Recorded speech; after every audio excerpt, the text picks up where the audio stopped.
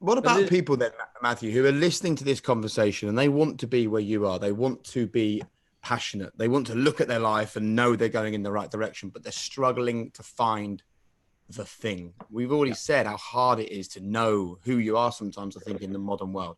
What's your advice for those people? Because you talk about responsibility. Is it all of our responsibility to know what we should be, what makes us tick, the life we should live? if we choose it to be, again, I would say it's a choice. That I hope I'm not being condescending to say that I think everybody is on some level is extremely interested in the introspection and investigation of who are they individually and who are they in this world and how do they dance? What's the reverb?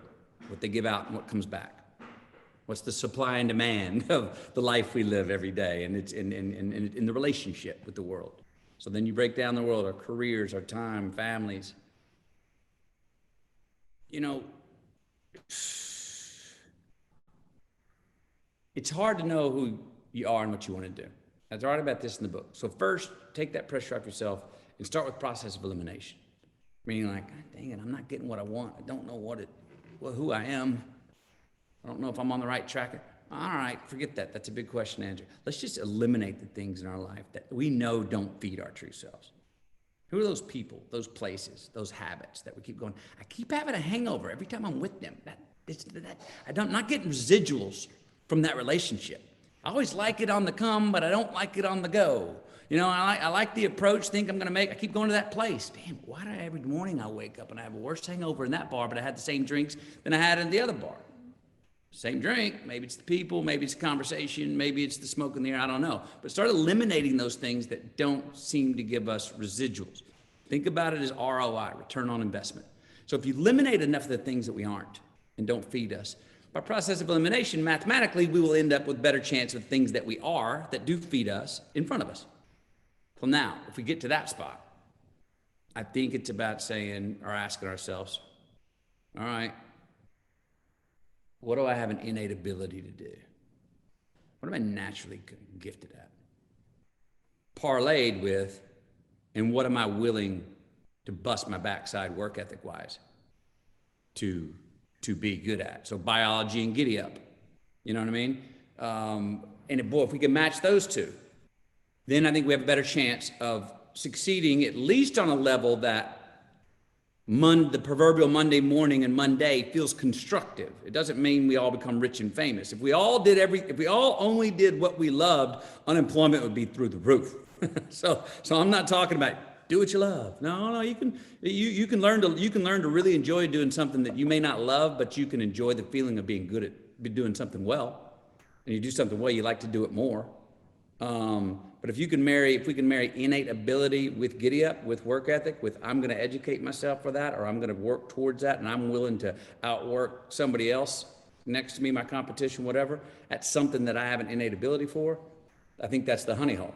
Because a lot of us chase things. Look, I'm 5'11", 3/4. Got 33-inch waist, 32-inch legs. My waist longer than my leg. I wasn't gonna be an NBA basketball player, no matter how many places or camps I would have gone to, or no matter how hard I worked. I didn't have the innate ability. I may have had the giddy up, but if you ain't got the innate ability, don't go play the giddy up on the thing that you're like, that's not gonna happen, bro. You know what I mean? So can I ask you then, Matthew, that this is a really interesting one for our listeners that might find themselves, say, stuck in a job that they know doesn't excite them, but they have a level of competence at it and it brings in the bills. And you were on a similar path in terms of pursuing your law degree, and you were looking to pursue that route. What were the kind of questions that you were asking yourself that gave you the courage to walk away and pursue the risk of a career in Hollywood? Yeah.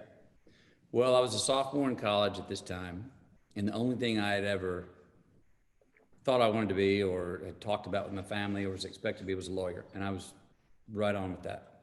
Thought I could have gone on and been a decent lawyer, and would have been excited about that. But around my sophomore year, I started not sleeping well with the idea that, wait a minute, I got 2 more years here, then I go to law school for 4 years, then I get out and get a job. I'm gonna be 30 before I actually get in it. And I was like, I'm not sure I want to spend my entire 20s learning a craft. I want to feel like I just want to try to put my mark in here somewhere, or just go find out. I need something more experiential. I need to, you know, I got to get my hands in the clay and something. And I had been writing at the time and had shared some short stories with a friend of mine who told me he thought they were pretty good. And then he came to me and said, "Well, the short stories are good, but also, you know, you got good character. Think about it in front of the camera."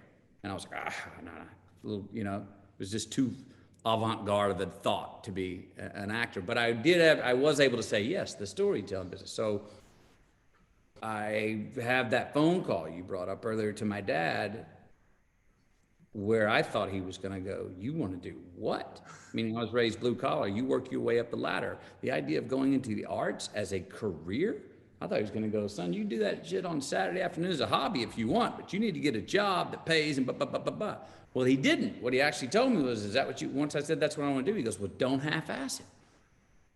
So in that line, he not only gave me approval, he gave me a kick in the backside, a launch pad, a rocket fuel. More than privilege, he gave me freedom and accountability and responsibility to go try and make it happen. But it's the fact that I wasn't sleeping well, and I was willing to take the risk to say, well, you also have an innate ability here to tell stories and get into, let's take our chance. You're not gonna have to be at school as long. I remember thinking, Hollywood doesn't give a damn about your GPA. They want to see something. You know what I mean? They want to see a product, a piece of content. So that was like, well, you can start trying to make content immediately. Yep.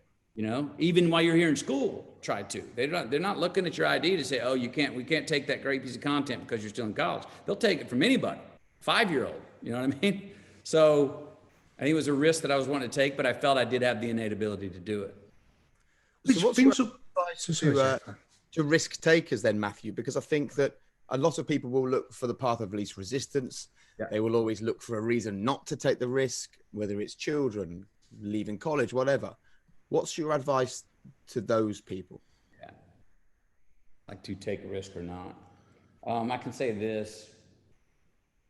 You know, if I on every project, film I do, I go through a process of this.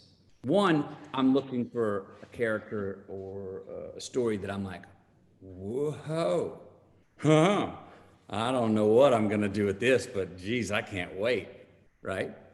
Now that's a good fear of I'm going to dive in, I'm trusting I'll come up the other side with an identity for a character, and I will have, as an architect, constructed hopefully a character that I can feel is true and I can be honored with portraying. But there's other times I'm scared because I'm going like, I'm not sure about this director, man. I'm not sure if actually the financiers really want to make the movie I want to make. I think they may have been just telling me they wanted to make the movie that I see in the script because they just want me to say yeah to the job. And now that's a fear that I want to go. It'd still be a risk to take it, but maybe the pedigree around me is not right. So that's a fear that tells me, that's a good reason to back off of it. So what I'll do is say, I'll get a script, a character, I really want to do it, and I'll start out my yeses and my nos, right? And then I'll go to my wife, doing it.